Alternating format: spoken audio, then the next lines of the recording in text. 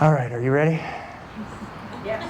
Now I have to be more concise with my words. Oh, no, not yet. That was the intro. Now I have the history intro. So don't start your clock just yet.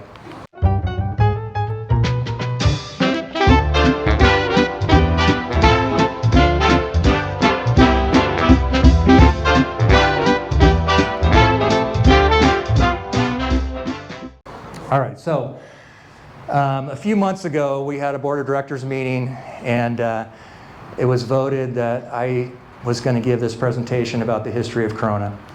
And I was honored. I thought, wow, they're trusting me. I'm not really a historian. There's way more people qualified. So number one, I'm like, okay, I'm flattered. And number two, I'm thinking, yeah, I probably should have gone to that meeting. But, you know, I took it on as a challenge, and I thought, okay, this will be fun. But I'm the video person. I'm trying to build YouTube. And, you know, we live in a live performance of short attention span theater, right? So, yeah, anything on YouTube. You know, if you can keep for 10 minutes, you're doing pretty good. After a half hour, you know, if they're still on there, they probably fell asleep on the couch. So I kind of wanted to make it short and brief and fun. You know, to try to tell the whole story, you could be up here for hours. So that was my original thought. I thought, well, we've been around for 138 years officially as a city. Divided by 4, that's 34.75. That's kind of has a ring to it, right? So I'm going to try that.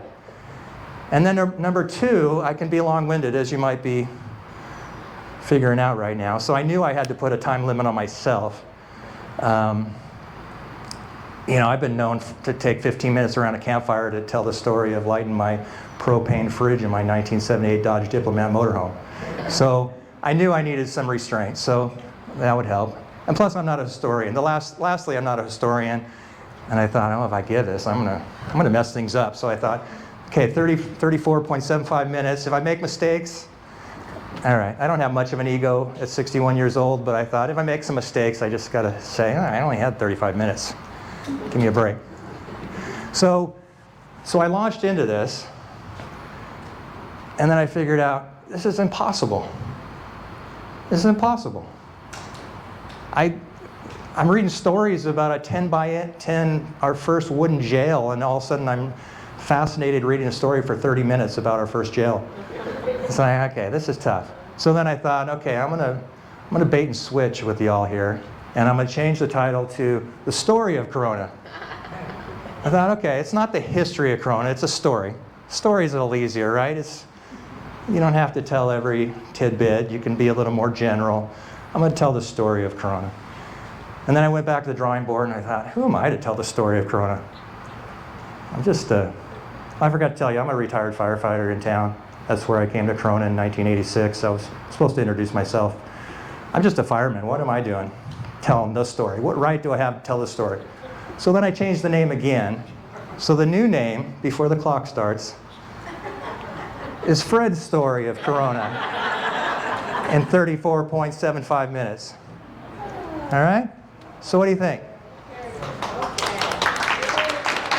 No clapping yet. We got a ways to go. Hi, Ollie. All right, so this is it. So the time is going to start whenever you're ready, Becky. Okay, go ahead. All right, this is it. So a little less than 14 billion years ago, we had a Big Bang. There's a lot to talk about, but I feel like I need at least an hour. Then over the last 250 million years, we had plate tectonics, and that's how we got the Santa Ana Mountains and the Chino Hills and the Temescal Canyon, which are all very important to our history. Modern humans came to this area about 15,000 years ago. Bering Strait, they think, a landmass that used to be there is no longer. They came down.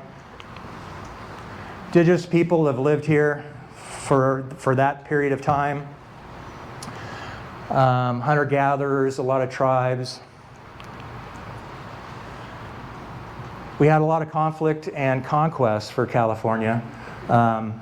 Spain originally came along the coast in the 1500s, Cabrillo, and They didn't even think they thought it was an island, so they just kind of passed by. Oh, that's kind of nice, but they didn't really explore it. It took them like over 200 years to finally say, hey, this place is pretty cool. We're gonna land here and we're gonna colonize it. So they issued land grants and they tried to put Spanish people on Alta California, as they called it, to colonize it. And then Mexico and Spain got in a big fight and had a war, and Mexico took it over in 1821. Not that long before we came along as future Coronians. The first American settlers, you know, we all know the history of moving from the east to the west, trying to take the whole continent.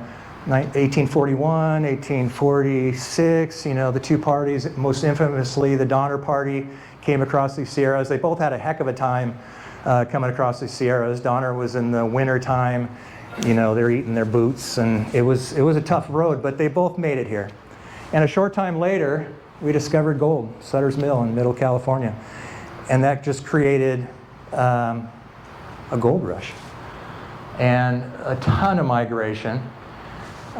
So many people were coming here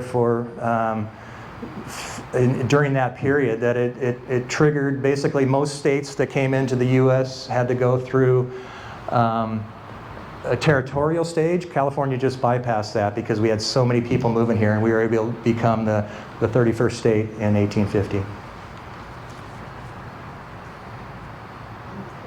So in 1850, there was people living here, native and non-native, but they're mostly in the Prado region, where Prado Dam is now. There was a little town called Rincon, and then the Temescal Valley. This whole area was basically a plain. So we had Gold Rush, Manifest Destiny, Prosperity Promoters. A lot of things drove people to Corona from the eastern part of the United States and around the world. It's fascinating to hear the stories of people all over that, oh, there's a boomtown. They just, newspaper rags and flyers and people trying to sell you acreage. You know, the word got out there. It was a little slower than it is today with the internet, but it got out there. It was such an explosion. You can see here in 1848 we had 15,000 people in California, and just over a decade we had 300,000. So a lot was going on. Give you an idea about U.S. trying to come to the West Coast, mail, people, equipment. Back in those days they loaded steamships on the East Coast and they sailed all the way down the East Coast to Panama. There was no Panama Canal.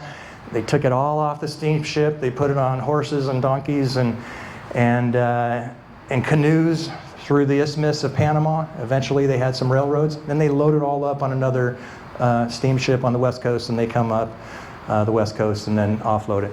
A lot of work. In the 1850s, we had a couple paths, routes to the West Coast. You know, the country was working very actively to get those routes, so the stagecoach routes were established, the overland routes. In 1858 here, we had the Butterfield stage come through. That's not Corona, but that's kind of what I feel, that's the picture I felt kind of represented. It was just a plane. What was the vision of Corona? Well, there was one man, this Robert Taylor, and he was born in Ohio. Some have called him a serial speculator, promoter. He was only 37 years old. He's considered the founding father, the visionary of Corona. He went out and gathered 4 people to purchase land and establish water rights in the area. These were his 4 partners. 3 of them had never seen the land. I'll tell you a little bit more about them in a second, but they all chipped in and came up with $110,000, which is what, $4 million in today's dollars, to buy the land, 11,000 acres, and get water rights to start this new town. There was kind of a town building boom back in those days. There was a lot of towns that sprung up. Some made it, some didn't. Adolph Rimpaw, he was really the only native Californian, born in LA. He was instrumental in Anaheim and developing Anaheim, and he was the one that introduced Robert Taylor to the land here. George Joy, he was a banker and merchant and investor. He got involved He moved his family to South Riverside. I didn't mention that. It was called South Riverside Land Company. They named themselves South Riverside because Riverside was doing pretty well, and they thought, okay, we'll kind of capitalize on their success, and so that's where South Riverside came from. But notably, his son-in-law was William Henry Jameson, which turned into the Jameson family, was instrumental in the citrus industry and in growing Corona. So that's kind of an important family connection. A.S. Garrettson, also from Iowa, another close friend, banker, builder, and he ended up donating the land for the Hotel Temescal, which we're going to talk about in a moment. Samuel Merrill, he was a governor of Iowa twice, a friend of Taylor, investor, and he turned into be, he was noted as a very vital member of this group and did a lot of different things. And so they hired H.C. Kellogg. He was an engineer, he'd been involved in different projects, and he was actually the architect that laid out the design for Corona. The circle, the streets, this is one of those rabbit holes that if you read about him, the next thing you know, you want to do an hour just on him. He designed it, and then he hired some people to build it, and they're like, oh, it's going to take us, however long. They said a long time. He's like, heck no, let me get my friends. And they did it in 4 days. They staked out every street, the circle, and they laid out the town in this barren plain in 4 days. And there's some other fun stories along the way, the fire they started, and we don't have time for that, but another day. By 1897, within a year basically, they built the Hotel Temescal. They knew that they wanted to bring people to town, they wanted to bring investors, they needed a place for people to come, so they built this hotel, Hotel Temescal. In that same year, they planted the first orchard. The first train came through Corona, which was just perfect timing, right? So you get off the train, you can go to the Hotel Temescal, and then they try to talk you out of your money and get you to move here. So it was just perfect timing. And first two churches were organized that same year. A lot was going on very quickly. The Hotel Temescal was the social hub.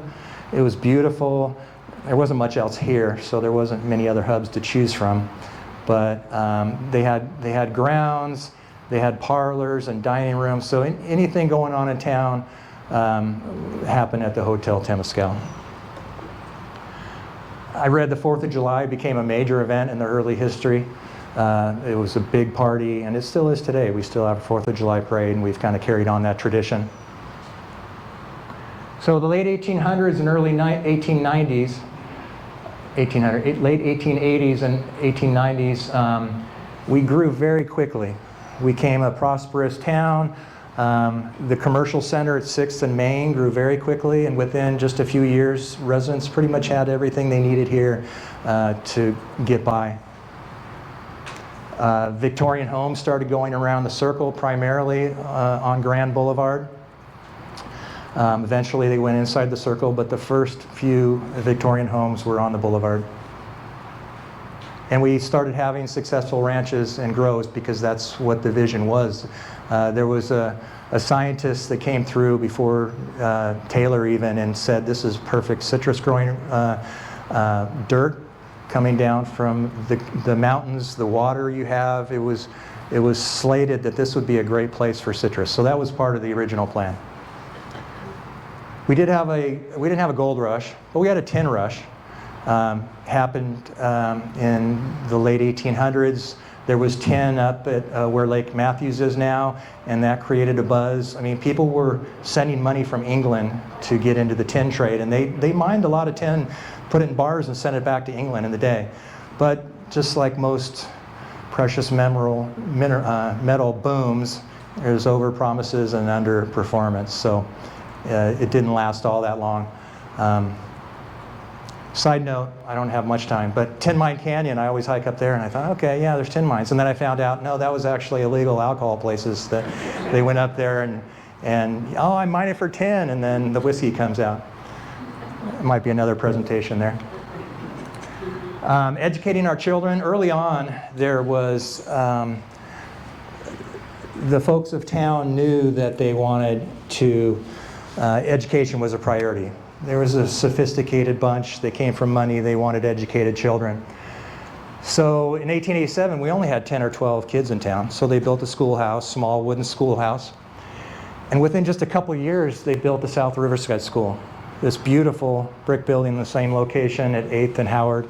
I mean, for 2 years of a city to build something like that is impressive. It showed the value that they all put on education. In 1893, California governor established Riverside County out of San Bernardino County. What I read was the folks at Riverside got kind of uppity and thought, you know, we're a lot more metropolitan than those folks in San Bernardino County, and we need our own county. So they petitioned, and Riverside County was formed. And then just a few years later, in 1896, we kind of did the same thing. We thought, okay, Corona's thriving now. We're doing pretty well. Riverside can do their own thing. We want our own identity, our own name. And so they voted, and I have citizens in quotation marks because this is the actual tally of the votes. You can see Corona, Circle City, Superior, Montebello, and a couple other were possible town names. They chose Corona. Only 143 people voted. I think there was hundreds that lived in town, but apparently, yeah, there was no mail-in balloting back then, and women couldn't vote. So it was a small group of men that came up with Corona, white men for that. So they renamed us, they incorporated and renamed us Corona, which means the Queen Colony. Really by our 10th anniversary, we were doing really well as a town. We went from basically a plain to a growing, thriving community with people, with a school, with services. We didn't have sewage or anything yet, but you know, we're doing pretty good. 10-year anniversary, there was a grand celebration hosted at the Hotel Temescal by Robert Taylor himself. I like this description of the extravagant banquet. You know, oysters and ham, and then my favorite was how exotic, chicken salad a la mayonnaise. But back in the early years, for the first 10 years, our community, South Riverside, had town constables, and it's like a sheriff now. They worked under the county authorization. And then when we incorporated, we went to town marshals, and they were an elected position by the citizens. Sometimes they didn't last more than a few days, so I think it was kind of a volatile position to have. Fire, in the early years, there was no fire department. Yeah, you yell fire and you get whoever you can come with a shovel or bucket, and you tried to put out whatever was burning. It took 10 years to establish our first volunteer fire department. Apparently, maybe they didn't have any fires. You would think that's kind of unusual, but yeah, in 1898, our first volunteer fire department was formed with Chief Savory and about 16 volunteers. Within the first year, they bought a hose cart, big two-wheeled hose cart that they pulled. No horses, the firefighters pulled it. Yeah, if it was uphill from the fire station, the story goes that you can wait a little bit to get to the fire station because you don't want to have to pull that thing. You want to get there when it's already on scene. They bought 300 feet of hose and a nozzle, and actually fire hydrants were planned and put in pretty quickly. I don't think there was much water pressure volume, I can't imagine, but they had fire hydrants. And they constructed a firehouse. I think it was the city gave them $300, and the volunteer firefighters put in the labor, and they built a pretty nice firehouse at Main and 8th Street. Year 2, they burned down the Hotel Temescal. I say burn down, I'm a firefighter, so that's what we say. Somebody gets on scene of a raging house that there's no way you could save, and you go, oh, you burned down that house. You know, it's just how we speak. So, but they did get blamed. They laid their hose out, they hooked up to the hydrant, they got their fancy metal nozzle that they just bought. And then a hay wagon went down the street and ran over the hose and burst the hose. And it really wasn't their fault because they had moved the building somewhat, and they didn't seal the fireplace, and the fire got in the walls and went to the 3rd floor, and they didn't have a chance. But the city, or the citizens, were outraged, and they're like, why do we even have a fire department? You know, they wanted to disband the fire department. It was, obviously, it tells you what a passion and love they had for the Hotel Temescal, but the firefighters, the volunteer firefighters got together and raised money, and and talk their way out of it. And we still have a fire department. Sunny Slopes Cemetery came in 1898. We needed to place a cemetery for our founding fathers, and it's still in service today. If you haven't walked Sunny Slope Cemetery, I encourage you to. It's very interesting, a lot of history there, and it's really thought-provoking just to walk through there and see the history of Corona and look at the names and look at the age of the headstones. Yeah, I enjoy it. I stop there every once in a while on a bike ride and walk through it. In 1899, we got our first telephone service. Ms. Fraser operated the exchange from her home, and her assistant was a 13-year-old boy. They originally had 43 customers. Up until that point, they had a telegraph to the train station. That's how we got wired communication. The 1900 census, they said we had a population of 1,432. And interesting, in that census, they mentioned notable birthplaces. And you can see we're from all over. We are a town of immigrants, I think. No doubt about it. By 1900, mature orchards were in full production. We were doing really well. There was technology and cooling methods so that once we picked the fruit, we could actually keep it cool, and is a perishable item, obviously. And then our new railroad was expanding dramatically, and we were able to ship our produce, or our citrus rather, long distances. And in that year, we had 3,500 acres of citrus. And they say they shipped it across the country. You know, I don't know how much of it went across the country, but it went great distances with the rail system and the cooling.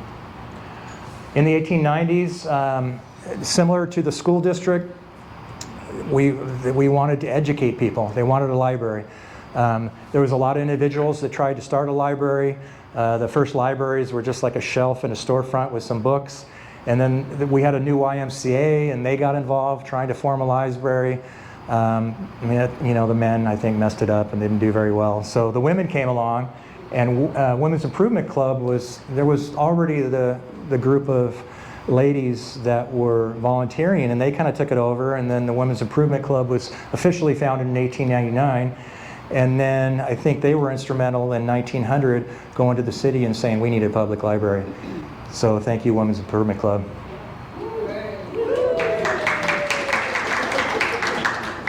In 1903, how much time do I have, Becky? You're at 18 minutes and 50. Oh, I'm going to slow down a little bit. In 1903, we got electricity. Our first power plant was down on Railroad, where you would imagine it would be. And it was a 125 horsepower steam engine powered by oil. In the early 1900s, we got a grant from Andrew Carnegie. We've all heard of Carnegie Libraries. He was building them across the country, donating money, and then the communities would pitch in as well. And in 1906, we got our Carnegie Library. I mean, how would you like that on Main and 8th right now? Yeah. Love it. Yeah. So that was huge, and that started a classical building period. In 1907, we got the first purpose-built high school. That first South Riverside school, that was all grades. In 1907, we got this beautiful high school built, and that was on Main Street where Corona Junior Fundamental is now. Beautiful building. In 1907, we got the Hotel Del Rey on 6th Street because we needed a hotel after the firefighters burned it down. And if you don't know, that's a big part of that building is in the shipping containers on the Heritage Park property. They're still trying to raise funds. Hopefully that building eventually is going to be on Foothill at the Heritage Park facing Foothill Parkway. Wouldn't that be neat? As a community gathering place. So that's in the works. I think we still need about $147 to get it done. In 1909, there was some bonds out there. For a sewer system and a storm drain system. Storm runoff had been a big problem, was still a problem. It took a lot of years because they were trying to get individual property owners involved. 1922, we finally got our first sewer treatment plant. 1910 census, Corona was up to 3,540 people. 1910s, throughout the 1910s in downtown 6th and Main, and that's those surrounding blocks, brick buildings were coming in, starting to replace the wooden structures. Yeah, we had, if you look at the list of what we had, you could pretty much do everything here. There was no Walmart or Price Club, but you could find everything you needed for day-to-day living. And the first automobiles were showing up, which is kind of amazing to think about. The first automobiles were showing up when we're going to talk about the Corona Raceway here in a minute. 1911, Foothill Lemon Company started and was around forever. That's the property again that Heritage Park is on, is there what turned out to be their headquarters eventually. Pivotal Corona business. 1911, we got our second massive school, Washington School on West Grand somewhere. And it's notable because it turned into be kind of a segregated school later on. So in our history, it's kind of important because if you're a minority, you ended up going to Washington School. So there's a whole nother story with Washington School. But it was a beautiful building. It wasn't built very well, apparently, and it needed to be come down eventually. But so 1912, the fire department got their first fire engine. It was a chemical fire pump. It had an engine, so you didn't have to pull it. And that's the wooden firehouse that they built for $300 plus some donations. Yeah, unfortunately, they couldn't figure out how to keep their ties from covering the F in CFD, but you know, it's a good picture. December 22nd, 1913. This was a big law enforcement. There was a lot of illegal alcohol in town. The city leaders. I think there's a whole story I really want to learn on this because I don't really know what was legal and what was not legal. It sounds like a fascinating story. But we hired Grant C. Alexander to be our marshal, and his charge was to kind of break up the blind pigs, as they call them, which were illegal alcohol establishments. And he went on a disturbance call, I don't know really what it was, and he was fatally shot. And that was kind of, according to what I read, it was a really tragic moment, and it was kind of a big moment in our city history to where, wow, we live in a town and this is a big deal. So it kind of shook the whole community. 1913, we got Corona City Hall. Another beautiful one. Yeah, we had 3 of these types of buildings within a couple blocks on Main Street back in the day, and they lasted till the 70s. So the Corona road races, it's amazing when you think about it that automobiles were just starting, but road racing was a big deal. Indianapolis was the premier racetrack in the country. And people in Corona said, we want to bring people here, we want to bring money here, we got the circle, let's turn the boulevard into a road race. Cool. They took a vote, they did it, and it was destined. People were calling it the Indianapolis of the West. In 1913, we had our first road race. There was a few different classifications of race, but Earl Cooper won the main race, which was a 300-mile race, so basically 100 laps around the boulevard. The Flagler Trophy is what was made. Mr. Flagler was a wealthy citrus grower. He owned the El Cerrito Ranch, and he donated the money to make this perpetual trophy. And Earl Cooper won it in 1913. In 1913, there were approximately 7,500 acres of citrus surrounding Corona, oranges, lemons. Out to the north, we had walnut groves, dairy, alfalfa. 1914, World War I begins.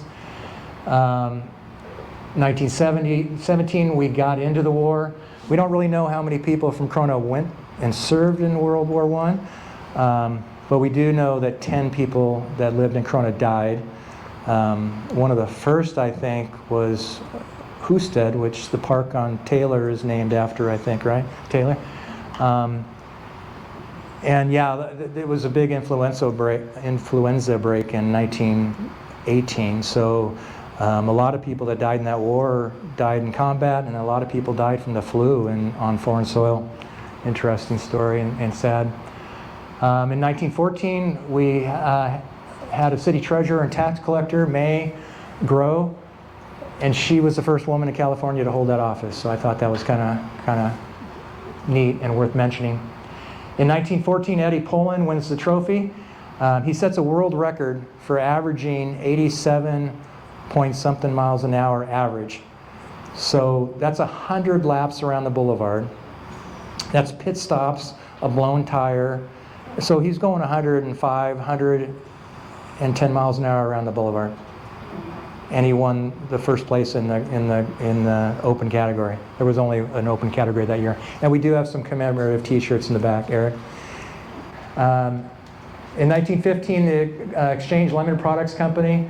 It was a packing house basically, and it was state of the art. I don't know exactly why it was state of the art, but apparently it was like no other, and we were very innovative. It later became Citrus Growers.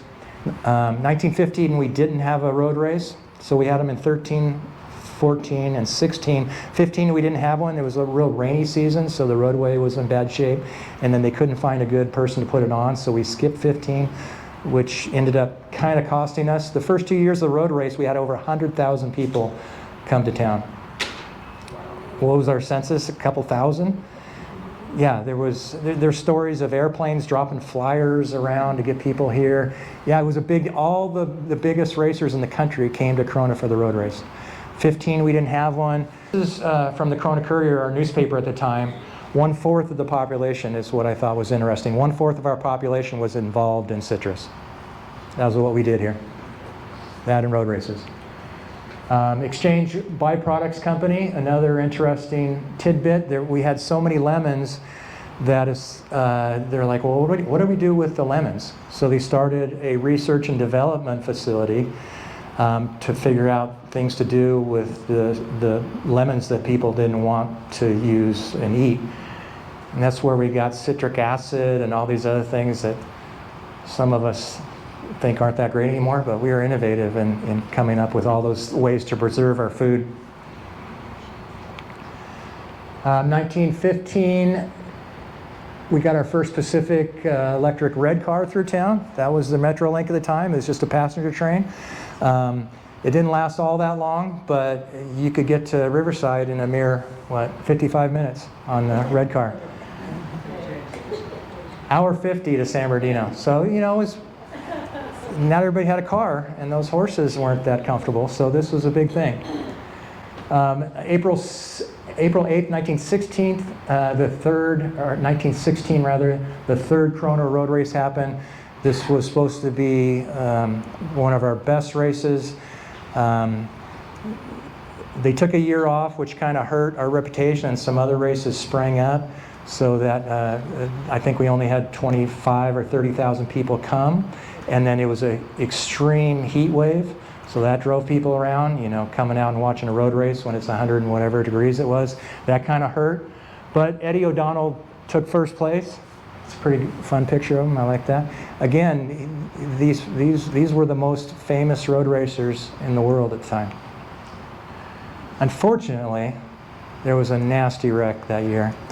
Bob Berman was one of the leaders in the sport. On East Grand, he lost control. I don't know exactly how it happened, but he spun out. It went on for hundreds of feet. He died. His mechanic died as well, who was in the car with him, and then a security guard. It was supposed to be a safe year. They put barricades around the track to try to help keep people off the track. But this happened. 3 people died. And I think there was a lot of people in town that didn't really want 100,000 people coming to town. So it was kind of a controversial thing. And that was the end of our becoming the Indianapolis of the West that year. So rest in peace to those guys. It is a fascinating story. History of Corona, I think back in 2016, March or something, has a whole write-up of how it happened. If you're interested in learning about the particulars of that tragic event, that's a really good source. We had a lot of problems with floods here. The floods would come through, the South Corona didn't do too bad, but north of town, and then these floods would come through the Santa Ana River, and Santa Ana and Orange, they'd get washed away. So flooding was a big problem. In 16, we had 5 inches of rain in less than 20 hours. And fortunately for us, from a political standpoint, the governor of California happened to be on a train, and he was marooned here for 3 days. So it might have helped our eventual state funding request. 1920, population of 4129. 1923, we got our second purpose-built high school on 6th Street, now the historic Civic Center. In 29, the landmark building, the Corona Theater was built, still there, still a beautiful building, and it was a hub of town. They had silent movies still, they had talkies, entertainment, live music, and literature readings. Why don't we have literature readings anymore? This was a quote from Diana Marsh, who wrote Corona, the Circle City, a book, a good book if you haven't seen it. The 20s was a good decade from Corona. Perhaps our happiest era. Fine schools, new homes, prosperous ranches, active commercial, a telephone system, and a hospital. And there were black Model Ts roaming the streets. The 1930s, we had the Great Depression. We all know about that. It was a tough time. We didn't do too bad. I'm going to talk about that in a moment. Foothill Lemon Company had 150 employees. We shipped 750,000 boxes of fruit that year. There were people that were struggling. Settlement House started that year with the Women's Improvement Club, organized that as well to help people that needed assistance. We had 6 schools by that time with 2,200 kids. We celebrated our 50-year anniversary in 1936. Our new Corona Depot opened that we've since torn down, unfortunately. In 1937, we had yet another flood that they'd been planning the Prado Dam. They'd been building dams in Temescal Canyon.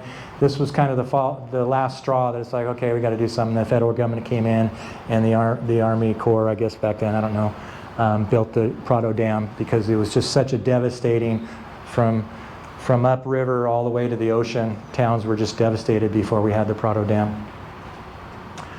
Good times, bad times. We just talked about the Depression. Corona did pretty well. There was a recession in the 1890s, obviously the Great Depression. Our citrus industry kind of sustained us through that. What got us, the bad times in citrus were weather. Freezes, we could really have ups and downs in our citrus. Smudge pots, burning oil and smudge to keep our citrus warm. That was kind of founded in this area. So that's kind of what we weathered a lot of financial storms in Corona and did okay. But the weather was more of a factor for us. 1940 census population, we were up to 8,700 and some. 40s, obviously, we had Pearl Harbor and we entered the war the next day. Joe Dominguez was the first Cronan to be a casualty in the war. This is a whole other side story, but our second VFW hall is named in his honor because there was minorities coming back after serving our country that weren't as equal to white veterans. So they had to start their own Vietnam or a veterans hall. SAD, VFW. 44, segregation finally ended at the city plunge. I think these kind of two things went together. There was a court order that prohibited segregation. Minorities only had 1 day that they go to the city plunge. There was a court order that happened, and then when our first citizen happened to be Hispanic that died in the war, people were like, no, this is we got to change this. So that all kind of happened in the 40s. 45 Pacific Electric Railway, our Metrolink, stopped service. We had another first for females. We had Mary Alice Sutter was appointed judge of the Corona Court, and she was the first woman to serve as a judge in Riverside County. The 40s was profoundly, as the whole country was profoundly affected by the war. On the West Coast, the fear of air raids. We were close to Japan. You know, Prado Dam had an air raid tower, and they would do, you know, be looking for air raids and blasting the siren. Rationing was obviously going on, especially with materials that were needed for the war effort. But then there was war bond drives and patriotism, and the country really came together, and Corona was no different. We had a USO office in downtown, and notably, I hadn't heard about this. A women's victory service was organized in town, and the women of the town essentially tried to track every Corona citizen that was serving in the war, tried to track their whereabouts, sent them letters, tried to help communicate with the families, sent them care packages. Really kind of a neat story. 1950 census, we had a population of over 10,000. We're moving on up. 1950, we had another darn war. We were becoming a modern suburban community. Social life was pretty suburbia. You know, we had local hangouts, we had school activities, we had outdoor leisure. Every time I read about the 1950s, hangouts, Mava Restaurant, and the Corona Theater always seem to pop up as mainstays. People had called us the lemon capital of the world. You know, I don't know how that works. You know, the best burger in Southern California. You know, you don't know how accurate that is. But in this year, 1953, we shipped 3,391 carloads, and that's not cars. That's not trunks. That's freight cars. Were packed and shipped from all our orchards in Corona. That's a lot of citrus. We were officially the lemon capital of the world in that era. While progress was slow, we did see advancements in racial integration, representation on the school board and the city council. We started seeing females and minorities taking their place, and in the workforce as well. City employees had some of their first minorities in this period. 50s in the police and fire department, a lot of innovation. You know, we're starting to build houses. People are coming back from the war. A lot of technology that was learned in the war was brought back, and it was a big growth period for the police and the fire department. It wasn't until 1950, or the police staffing rose that year, and in 1950, the fire department, we had all volunteers all the way up to 1972. When we got our second fire truck, they hired a couple drivers to drive the fire truck, but we really didn't have paid firefighters until 1950 when we built our new Fire Station 1 at 10th and Bell, which is now the senior center. So we got a new fire station, and it was staffed with full-time personnel, still supplemented by volunteers when needed, but a big part in the fire department history. 1960, population was over 13,000. 1960s, we got our airport. We got our third high school at 10th and Lincoln, and as you know, by mid-decade, 64, I don't know, somewhere in mid-decade, the old high school on 6th Street was converted to the Civic Center, moving out of the City Hall. A lot of unintended consequences in this period from these old buildings. You know, we had earthquake safety and all these other things that we were trying to make buildings safer, but it made these older buildings hard to come up with the money. So kind of an unintended consequences of good intentions, we lost some buildings. But they moved into the old high school in the mid-60s when the new high school was built. 61, we finally have a freeway through town. People would get off at 6th Street and go down 6th Street until 1961. And the citrus industry, we had some decline. Obviously, we needed houses, and by the 1960s, a lot of our trees were very mature. It takes more water for mature trees. A lot of environmental things were going on. Fly planes over with pesticides over people and trees anymore. They were trying to get away from that. Fertilizers and pest control and things like that got more complicated and costly. And houses, you know, you follow the money. Houses were lucrative. So it was the start of a pretty massive decline in our citrus industry. In the 1960s, we got our first female city council member, Rena Parker. Another darn war. We went into the Vietnam War in '65. And '65 was kind of a big start in our urban renewal. urban renewal, as they called it, in many parts of the country. Main Street got a big turn in it. They tore down most of our downtown. Kind of a tragic time when you look back at it now, but probably seemed like a good idea at the time. 1966, we got our second fire station on Harrison, still there. Full-time personnel. Back before, there wasn't a grade separation on Main Street until like 1975 or 6 or something. So yeah, a train comes through town. The fire department couldn't get to the north side of town. And then the floods were another problem.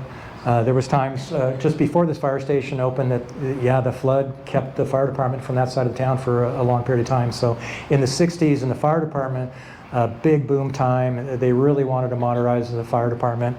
We got a new fire chief, Jim Johnson, that was tasked with that, and we opened our second fire station on the north side of town. 60s, passenger rail service ends in Corona. School segregation comes to an end in Corona in 1969. It's pretty recent when you think about it, right?